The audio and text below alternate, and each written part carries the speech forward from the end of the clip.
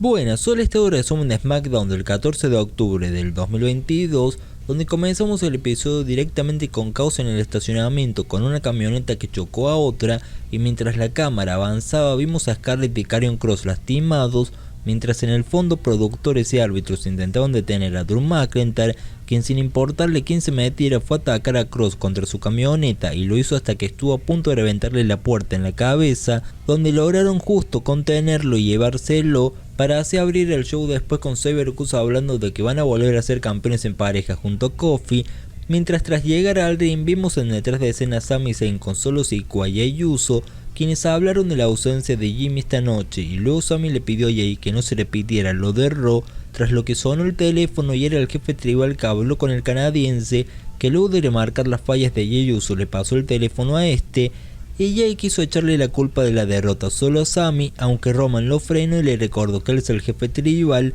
y le ordenó tajantemente que no se volviera a repetir la historia de Raw, por lo que así nos fuimos a Kofi Kingston vs Sami Zayn, un interesante open main que terminó con un intercambio de paquetitos donde Sami parecía perdido, pero de repente con las viejas patadas Uso, Jey se metió sin que el árbitro se diera cuenta y empujó a Kofi para que Sami quedara por encima y lograra la victoria así gracias a Jey. Después pasamos al detrás de escena donde veremos a Triple H saludando a la policía y de repente apareció Rey Mysterio que le presentó su renuncia porque ya no quería lidiar más con el tema de su hijo porque simplemente no lo iba a enfrentar, pero Triple H le pidió 5 minutos para hablar y ver cómo solucionaban esto, y Rey accedió e ingresó hacia la oficina de Triple H. Tras esto fuimos al vestuario femenino en el que Roxanne Perez estaba hablando con Shotzi, cuando en eso llegó Raquel, a quien Roxanne eligió para que se enfrentara a Cora Jade el martes, pero de repente Bayley las interrumpió y le preguntó por qué no la eligió a ella, ante lo que Roxanne dijo que quería a alguien que no estuviera en una racha de derrotas,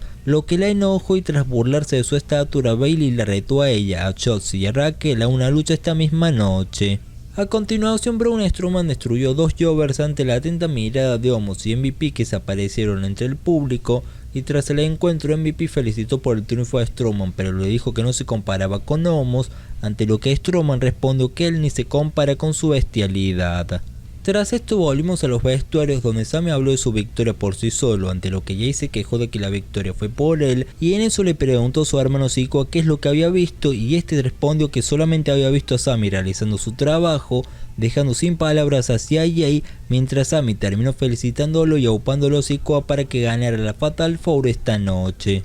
Lo siguiente fue el debut de LA Knight en SmackDown y lo hizo derrotando sin problemas a Mansoor para después dar una promo y dejarle en claro al mundo entero que no los necesita para ser quien es, y le mató advirtiendo a todo SmackDown que se cuiden de LA Knight porque vino a ser suyo este lugar. A continuación llegó Control de Daños vs Raquel, Shotzi y Roxanne Perez realizando su debut en SmackDown, y lo haría en una gran presentación donde las 6 mujeres se enfrentaron en un duelo dinámico y algo atractivo, en el cual Perez terminó quedando mano a mano con Bayley, quien estuvo al borde de caer derrotada más de una vez, lo que la llevó a recurrir a un paquetito sobre Roxanne para lograr derrotarla en una muy buena primera presentación de la joven de 20 años en SmackDown. Después vimos una nueva viñeta de los retadores número 1 a los campeonatos en parejas de la WWE, los Viking Raiders, quienes están buscando el Valhalla, y tras esto llegó la hora del Hit Row vs Legado del Fantasma, donde Santos Escobar atacó en un momento a Gente Adonis al tirarlo contra el filo del ring, mientras Brianna Brandy se distraería gritándole a Escobar y aprovecharía eso Zelina Vega para atacarla por sorpresa, distrayendo de esta forma en el ring a Top Dollar, que sería derrotado por Joaquín Wilde y Raúl Mendoza. Posteriormente en detrás de escena Sonya Deville fue entrevistada y esta habló de cómo Liv Morgan perdió su título y su oportunidad de mostrar que siquiera vale la pena, pero de repente Liv la atacó sin parar y brutalmente, terminando esta desencajada. Liv continuando con el espíritu violento en su cuerpo, donde subió una columna y se lanzó sobre Sonya, que estaba en una mesa, para cerrar este segmento que generó un combate entre estas dos mujeres para la semana que viene. Y bueno, a continuación llegó el último combate de la noche en el que se definiría el nuevo retador del campeonato intercontinental a través de una Fatal 4 en la cual Sheamus, Solo Sikoa y Ricochet se enfrentaron a Rey Mysterio, quien tomó el lugar del lesionado Karrion Kross, y a su vez durante este encuentro se hizo oficial que Rey Mysterio fue intercambiado de Raw a SmackDown para así poder competir en la mejor lucha de esta velada, Una entretenida combinación donde en un momento de Bloodline atacó a Sheamus y la pandilla británica Solo Sikoa, permitiendo de esta manera que solo dos quedaran de pie en el ring, y así finalizaríamos con Rey Mysterio derrotando a Ricochet para obtener la oportunidad por el campeonato intercontinental contra Walter. Y en el evento central apareció Bray Wyatt con una nueva canción, y en su primer promo de regreso se mostró como un humano de carne y huesos que ha vivido sus infiernos, hablando de cómo cuando lo despidieron hace un año se terminó de perder en su mundo, donde dos personas muy cercanas de él se fueron de este mundo, y por todo eso terminó perdiendo su rumbo y su camino, pero dijo que después de tantas preguntas y después de tanto tiempo, gracias al apoyo del público se había encontrado, y así pasó a agradecerle al mismo público el haberle salvado la vida, mostrándose Bray Wyatt bastante emocionado y por primera vez como la persona que es, pero mientras continuó parecía haber empezado a repetir las mismas líneas que acababa de decir, y ante lo que de repente la máscara lo interrumpiría en la pantalla titánica y le diría que todo había terminado y que se olvidara del pasado y futuro,